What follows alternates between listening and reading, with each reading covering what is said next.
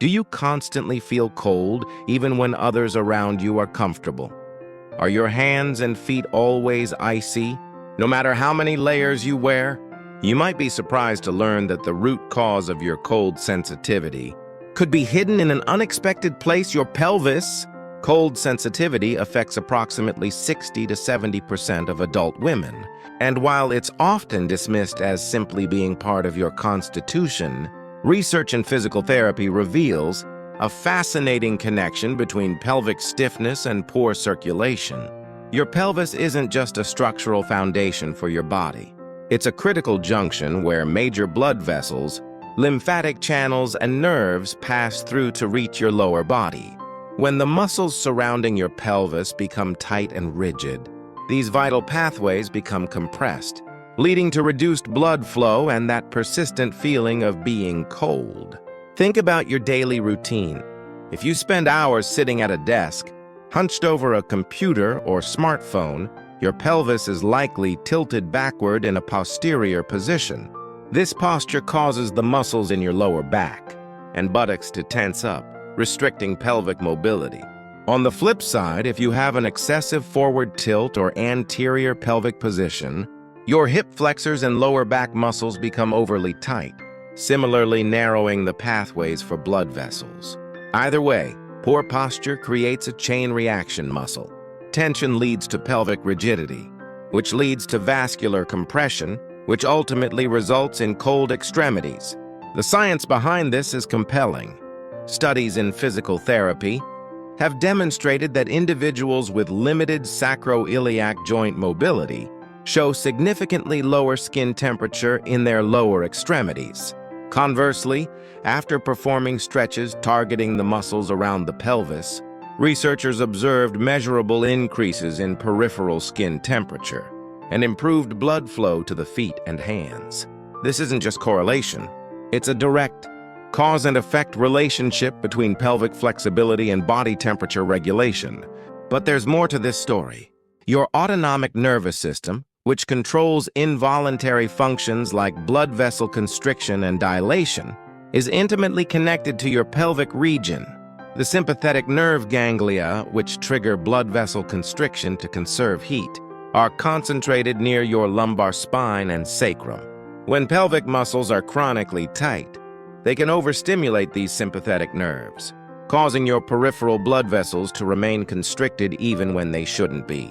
This creates a vicious cycle where stiffness leads to nervous system dysregulation, which further impairs circulation and temperature control. The good news is that cold sensitivity isn't a permanent condition. You have to accept. By addressing pelvic stiffness through targeted interventions, you can dramatically improve your circulation and warm up from the inside out. Let me share some evidence-based approaches that have proven effective in clinical settings. First, stretching is fundamental. The piriformis muscle, a small but mighty muscle, running from your sacrum to your thigh bone, commonly becomes tight and compresses the sciatic nerve and nearby blood vessels. A simple stretch where you lie on your back, pull one knee toward your opposite shoulder, and hold for 20 to 30 seconds can release this compression and restore blood flow to your legs. Similarly, the iliopsoas muscle, your primary hip flexor, tends to shorten with prolonged sitting. Stretching it in a lunge position helps realign your pelvis and open up circulation pathways. Second, don't underestimate the power of proper posture. When sitting, focus on perching on your sit bones rather than slouching back into your chair. Keep your feet flat on the floor and maintain a neutral spine. When standing, imagine a straight line, connecting your ear, shoulder, hip, knee, and ankle. These simple postural adjustments prevent chronic muscle tension and keep blood flowing freely through your pelvis. Third, movement is medicine.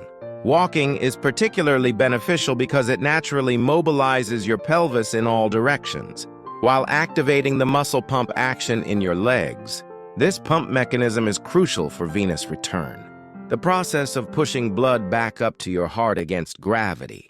Aim for 20 to 30 minutes of brisk walking daily, focusing on taking longer strides to maximize pelvic movement. Fourth, breath work matters more than you might think. Your diaphragm and pelvic floor muscles work in synchrony. When you inhale deeply, your diaphragm descends, and your pelvic floor gently releases. When you exhale, both rise together. This coordinated movement not only improves pelvic flexibility, but also shifts your autonomic nervous system toward parasympathetic dominance, which promotes blood vessel dilation and warmth. Practice deep belly breathing for just 5 minutes daily. To harness this effect, beyond exercise, lifestyle modifications play a crucial role. Take warm baths rather than relying on electric blankets, as the gradual cooling after a bath supports natural sleep rhythms and circulation. Focus your nutrition on iron-rich foods for healthy blood, vitamin E for vascular health, and adequate protein to maintain the muscle mass necessary for heat generation. Avoid extreme dieting, as caloric restriction lowers your basal metabolic rate and makes you more susceptible to feeling cold. Here's a practical self-check you can do right now. Stand with your back against a wall, touching your head, shoulder blades, buttocks, and heels to the surface. Notice the gap between your lower back and the wall. If your hand slides through easily with lots of room, you have excessive anterior pelvic tilt. If there's barely any gap at all, you have posterior tilt. Both indicate muscle imbalance and restricted pelvic mobility. That could be contributing to your cold sensitivity. Clinical case studies consistently show remarkable improvements. When people address pelvic stiffness, one young office worker with chronically cold feet saw significant warming after just 2 weeks of daily piriformis and hip flexor stretching combined with walking. A postpartum woman whose cold sensitivity was accompanied by lower back pain and constipation experienced comprehensive relief within 2 months of pelvic floor rehabilitation and breathing exercises.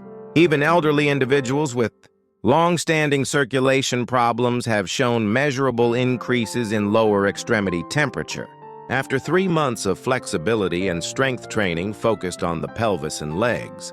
The key insight here is that cold sensitivity is not simply your fate.